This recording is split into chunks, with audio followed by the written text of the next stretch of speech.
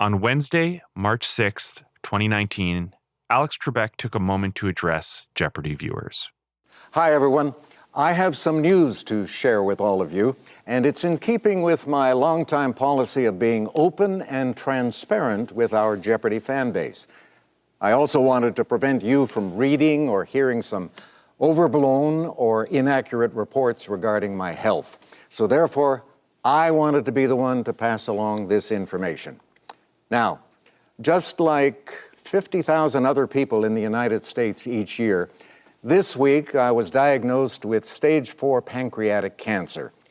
Now, normally the prognosis for this is not very encouraging, but I'm going to fight this, and I'm going to keep working, and with the love and support of my family and friends, and with the help of your prayers also, I plan to beat the low survival rate statistics for this disease.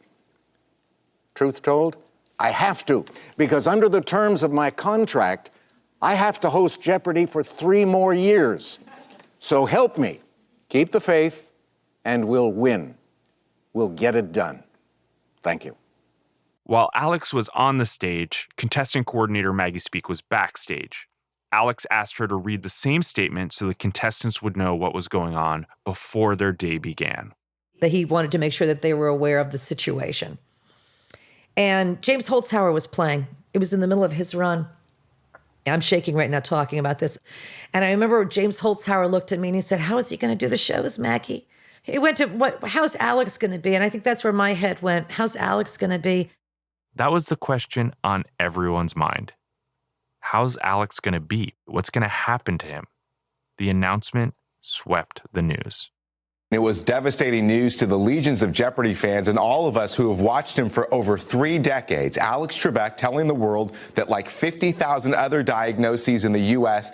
each year, he has advanced pancreatic cancer, and he's vowing to fight it. I have to say, it was an emotional night in my family when we heard the news. We watched Jeopardy every single night. It is appointment television in our house, and we're wishing him well. And there was another question, too, one that felt incredibly daunting. What would happen to Jeopardy? Longtime Jeopardy producer Lisa Brofman remembers when she first heard about Alex's diagnosis. Rocky and Harry Friedman and myself were in Rocky's office, and Alex called, and Rocky put him on speakerphone. And Alex told us that he had stage 4 pancreatic cancer. And I remember Harry had a stack of papers on his lap, and he picked them up and threw them on the ground. And Alex, from the very beginning, said, "This is not going to affect anything. I plan on fighting this. Let's get back to work." This is Emily Trebek, Alex's daughter. There was no possibility of him not working. That was never an option. But how? For the next 20 months, Jeopardy and Alex faced an uncertain and difficult future, one full of challenges and moments of great appreciation for everything they'd built together.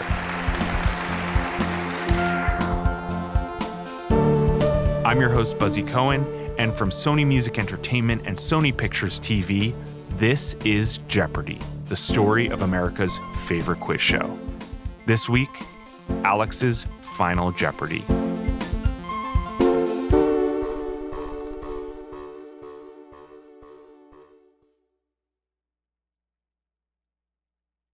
It's a shock when you are presented with a diagnosis, especially one like stage 4 pancreatic, because it's almost handing you a death sentence.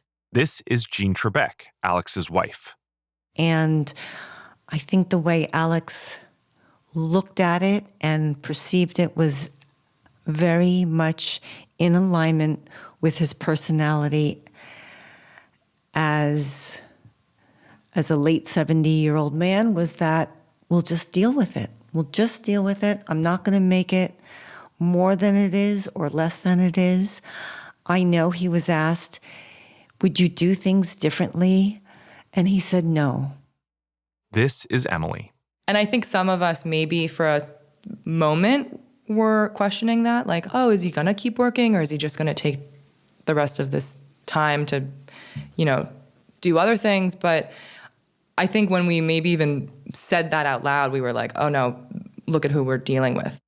And he was not about to do anything differently now that he knew the news. This is Alex's son, Matt.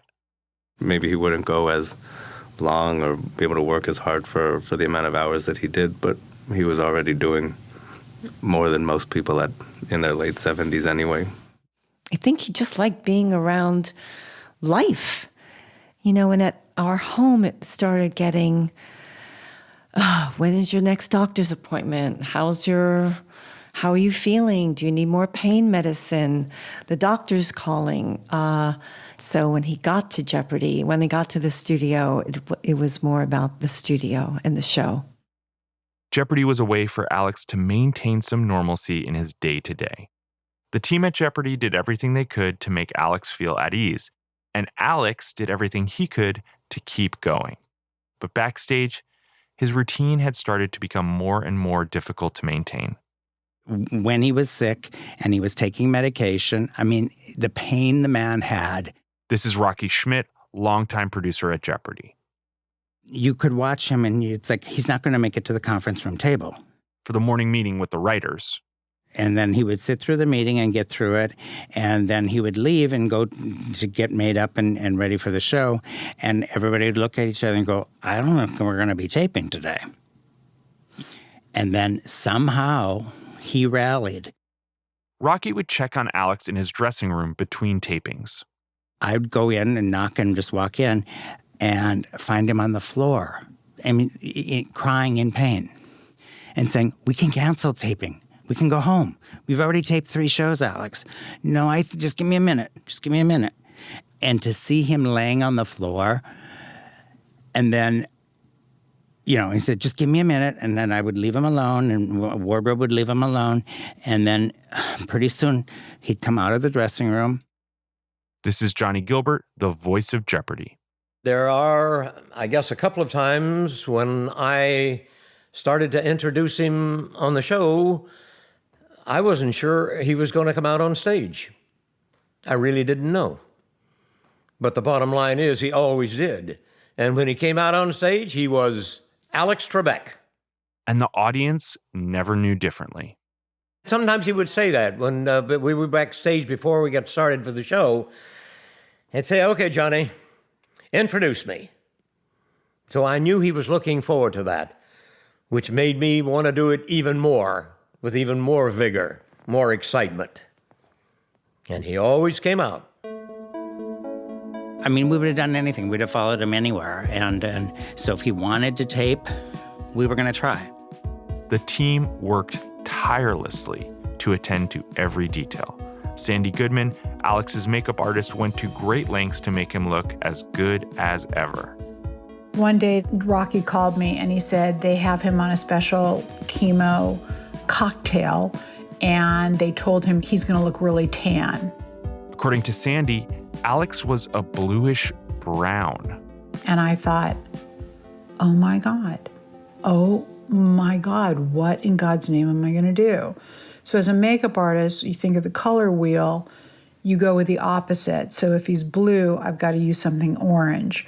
So I put down what we call beard stipple all over his face. And then I took a beauty blender, those pink sponges, and I physically tapped his base on over the orange, trying to neutralize it.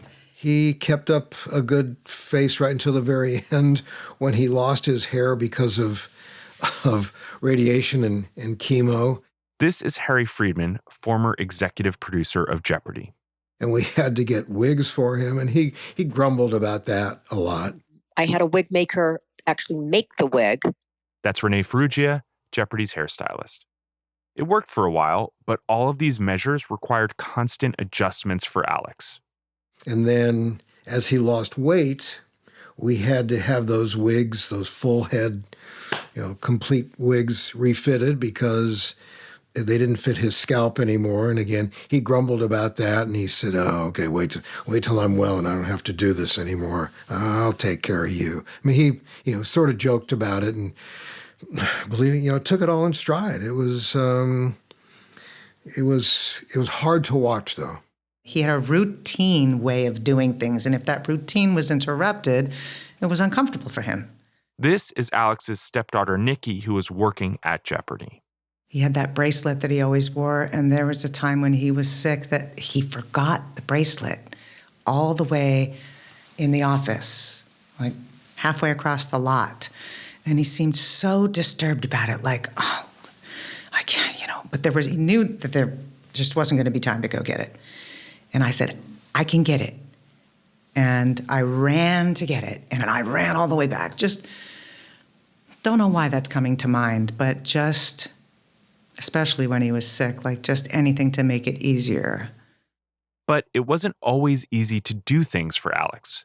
For someone who liked to control his own destiny, he wasn't ready to give up certain freedoms, such as driving. Nikki remembers how she and Rocky would try to convince Alex to just let someone drive him home from the studio. Well, Rocky would usually go first and go in the dressing room and, well, I think I might have convinced him to let you take him home, Nick, but I'm not sure, because he might go, yeah, I think you should take me home. And then 10 minutes later, I think I'm good. And we'd be like, we just don't want him to go in a car accident on the way home because he doesn't want to give in. But on that day, I remember exactly what I said to him. I think I said, I'm going to say a word that you said to us, and you still use it, and I'm going to tell you, it's called stupidity. It was one of his favorite words. Stupidity. Could not deal with stupidity. And I said, literally, if you drive home, Dad, it's pure stupidity. And I remember him looking up at me and going, all right, take me. All right. From March 2019 until the end of October 2020, Alex worked. He taped, traveled, and kept making jokes all the while. Here's Renee again. We went to Canada, just him and I was nervous. I'm not going to lie. I was petrified because he was sick. And, oh my God, what if something happens? She knew what everyone else who traveled with Alex knew. You're only allowed to bring a carry-on. But they were going to Canada for 5 days. You know how hard that was for me to take a carry-on? But I stuffed it. And then I had like a wig case with his hairpiece in it, right? And then I had a backpack for myself. Except when they tried to board. Renee wasn't allowed on with all 3 bags, even though one was a wig case. So Alex started putting her stuff into his own bag. And it was so funny how Alex and I, on our hands and knees at the airport, with him putting my stuff in that messenger bag of his. Alex gave updates on his treatments and used his public platform to raise awareness about pancreatic cancer.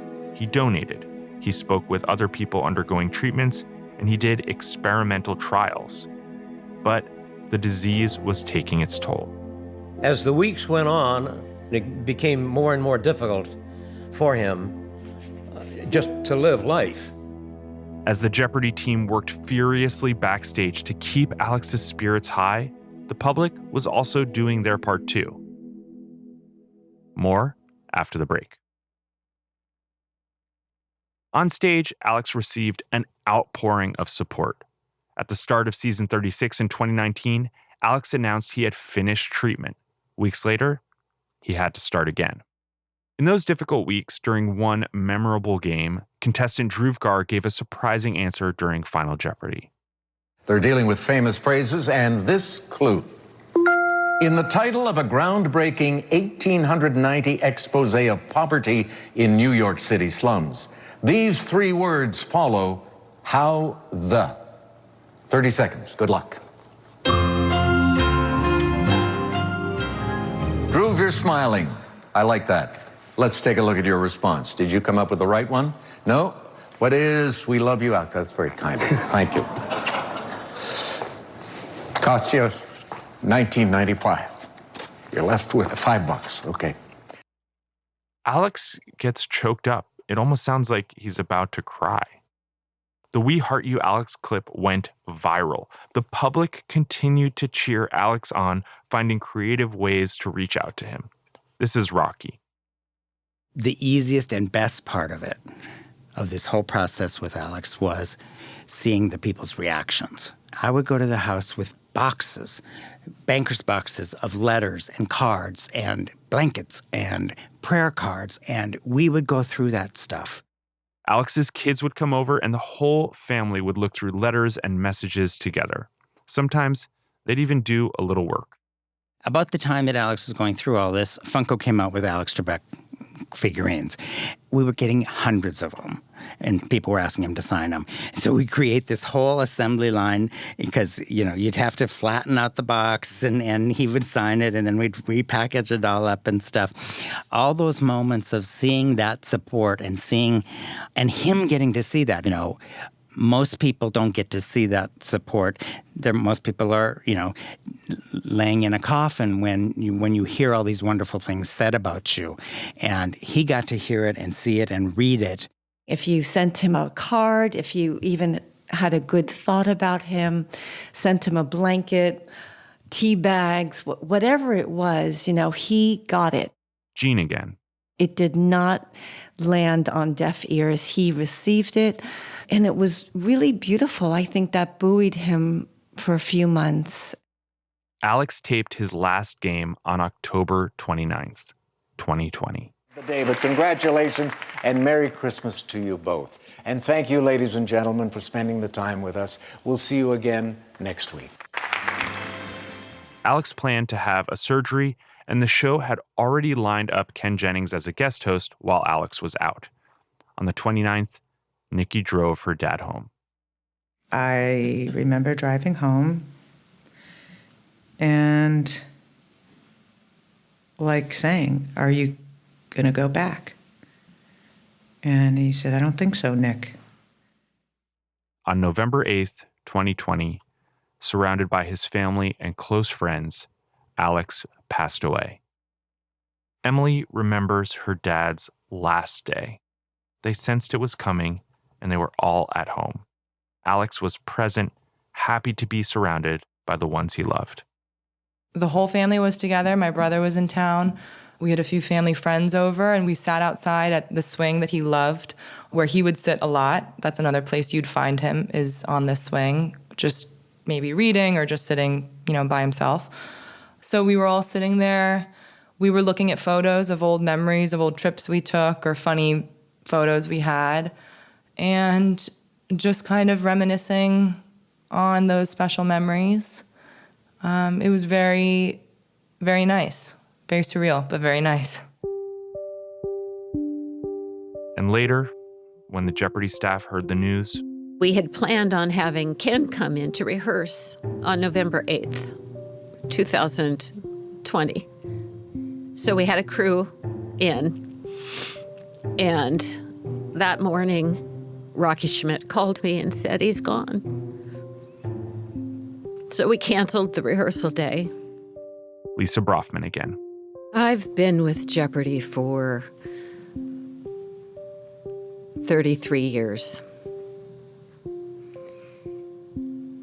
And in looking back on those years, I think the most meaningful to me is my love for Alex Trebek and what kind of human being he was. He wasn't the host. He wasn't the celebrity.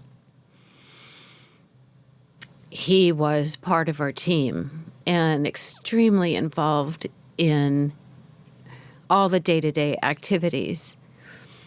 He was a friend. He was a mentor. He was a symbol of strength. And his passion for life was extraordinary. Alex had been with Jeopardy for an exceptional 37 years.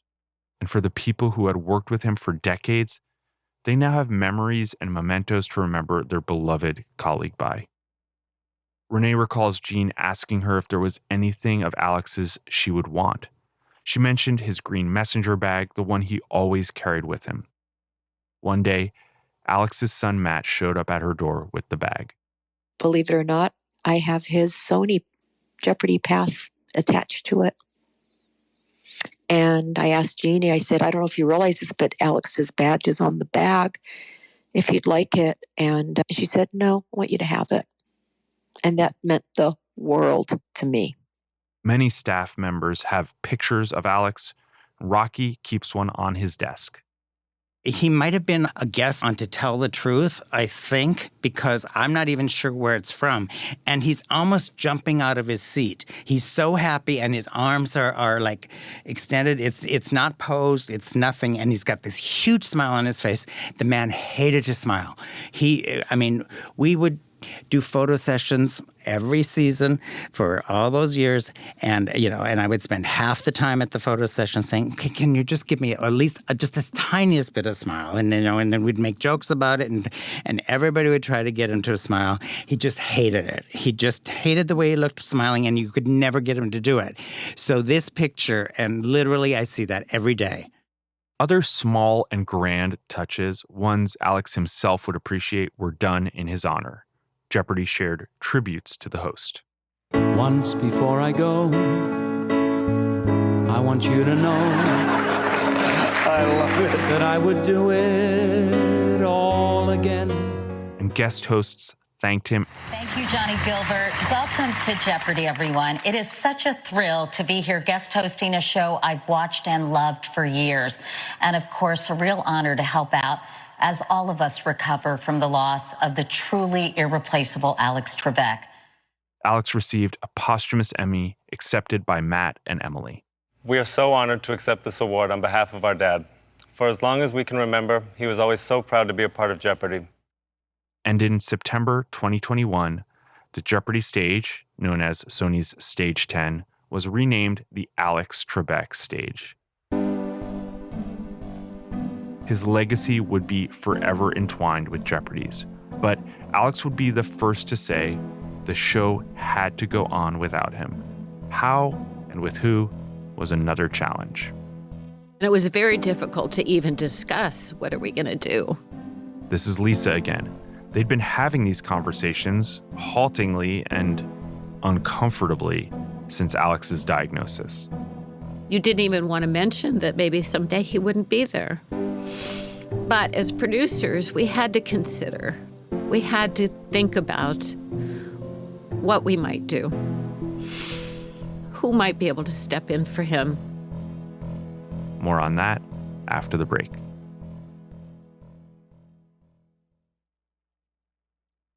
Jeopardy finished out season 37 through the summer of 2021 with a variety of guest hosts, myself included. For a show and a team that prided itself on consistency and continuity, this was a challenge. Alex was gone. Longtime executive producer Harry Friedman had resigned the year before as well, and it was hard to see exactly what was next for the quiz show. But the staff kept going. It didn't feel like they had much of a choice. This is Lisa Brafman. Everybody just wiped their tears away and hit the ground running in spite of their heartache and in spite of what was going on in the world around us. It almost felt like we were in the eye of a wicked hurricane. I don't have to tell you that this was an incredibly tumultuous time for the Jeopardy staff. But out of all of this came a new executive producer. Michael Davies, and the discussion about who would host continued to move forward, and Jeopardy, well, after some stumbles, seemed to find its feet again. And this is what the show is like today. This was Alex's dressing room. Mayim and I share it now. I came in and found that she had found a childhood photo of herself and left it here, this old Polaroid, and left it here. So I brought in one as well. So That's Ken Jennings, one of the hosts of Jeopardy, showing one of my producers around the set. there's mirrors on one wall and a TV where Alex used to watch TCM quite a bit. He was very good at 40s and 50s movies. He would be like, "Oh, well, that's Gene Tierney." You know, he was very good at that. I don't usually have TCM on. You might recognize some of these names and voices. Renee, do you want to do hair now? I don't know What would you like to do? Let's do my hair. I will tell you, Ken has a good head of hair. Thank God. Makes my life much easier. But sounds like there's a butt coming. No, it's great. Basically, between every episode, I have 10 minutes. That's the other host of Jeopardy, Mayim Bialik. I mean, basically as quick as I can to come in, change clothes, get my microphone re-put on, put my, ear thing back in. We usually change a hair accessory. We try not to do anything too long or elaborate. And then I usually get to, hit the restroom, drink some water, and then head right back out and review my game. The set feels alive.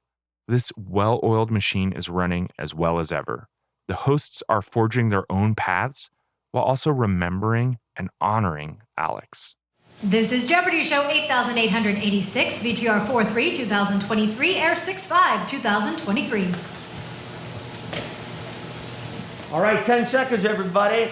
There's a feeling when you step on that stage. Ken feels it, Mayim feels it. I got the chance to feel it too.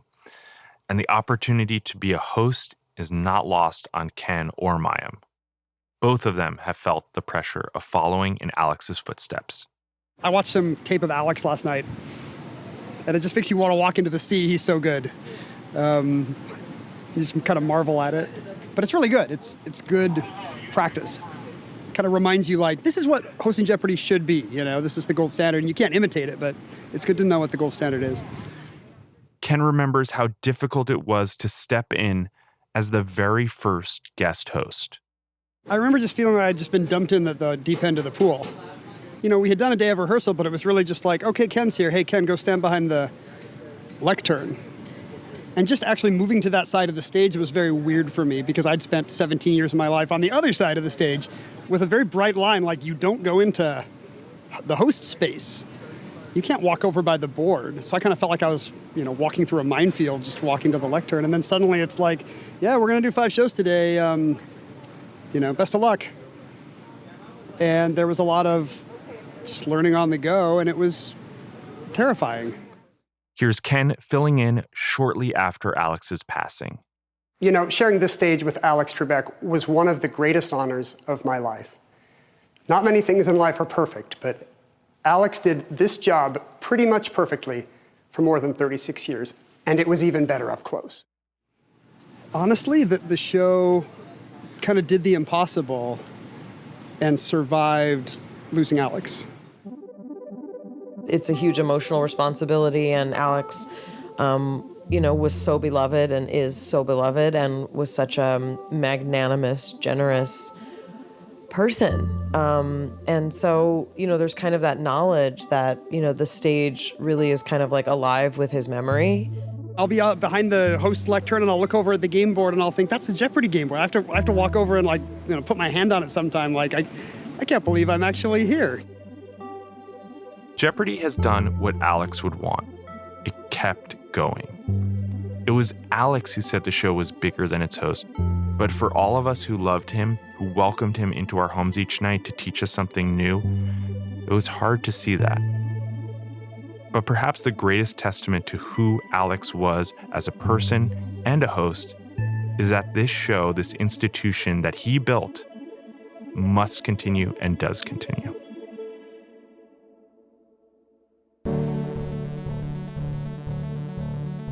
Next time on This is Jeopardy, the story of America's favorite quiz show. My bookkeeper was next door, and I walked across the hall and went, I think I'm going to be on Jeopardy! And then I thought, oh my goodness, how am I going to do this in 3 weeks? I'm already over my head. This is Jeopardy! The story of America's favorite quiz show is a production of Sony Music Entertainment and Sony Pictures TV. It's hosted by me, Buzzy Cohen. This episode was produced by Julia Doyle. The series producers are Julia Doyle, Rob Dozier, Sylvie Lubau, and Mia Warren. Associate producers are Serena Chow and Sunny Balkin. Our series editor is Sarah Kramer. Executive producers are Lizzie Jacobs, Tom Koenig, Sarah Kramer, Michael Davies, and Suzanne Preddy. Production management help from Susanna Davenport and Tamika Balance-Kolosny. Our theme music was composed by Hannes Brown. Sam Baer engineered this episode. Special thanks to Charlie Yetter and Steve Ackerman, and a big thank you to the Jeopardy staff and crew for all their time and help on this. Shout out to Alexa Machia. If you love the show, follow us on Apple Podcasts, Spotify, Amazon Music, Stitcher, or wherever you get your podcasts.